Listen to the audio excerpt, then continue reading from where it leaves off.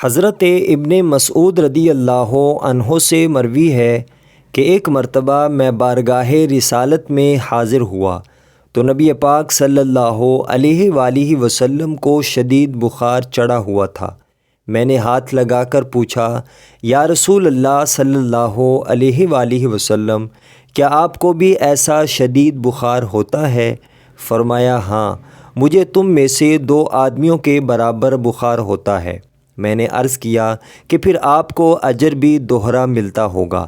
فرمایا، ہاں، اس ذات کی قسم جس کے دست قدرت میں میری جان ہے، روئے زمین پر کوئی مسلمان ایسا نہیں ہے کہ جسے کوئی تکلیف پہنچے، چاہے وہ بیماری ہو یا کچھ اور، اللہ اس کی برکت سے اس کے گناہ اسی طرح نہ جھاڑ دے جیسے درخت سے اس کے پتے جھڑ جاتے ہیں۔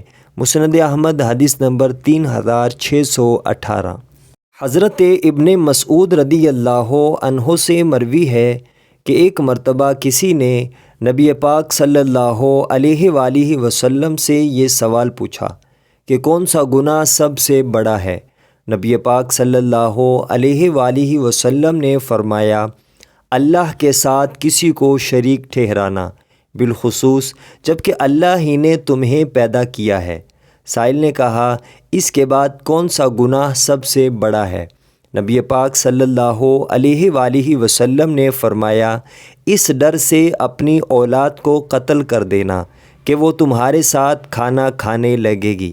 سائل نے پوچھا، اس کے بعد؟ فرمایا، اپنے ہمسائے کی بیوی سے بدکاری کرنا۔ حضرت ابن مسعود رضی اللہ عنہ فرماتے ہیں کہ اللہ تعالیٰ نے اس کی تائید میں یہ آیت نازل فرما دی، جس کا ترجمہ ہے، اور وہ لوگ جو اللہ کے ساتھ کسی کو شریک نہیں ٹھہراتے اور کسی ایسے شخص کو قتل نہیں کرتے جسے قتل کرنا اللہ نے حرام قرار دیا ہو سوائے حق کے، اور بدکاری نہیں کرتے، جو شخص یہ کام کرے گا وہ سزا سے دوچار ہوگا۔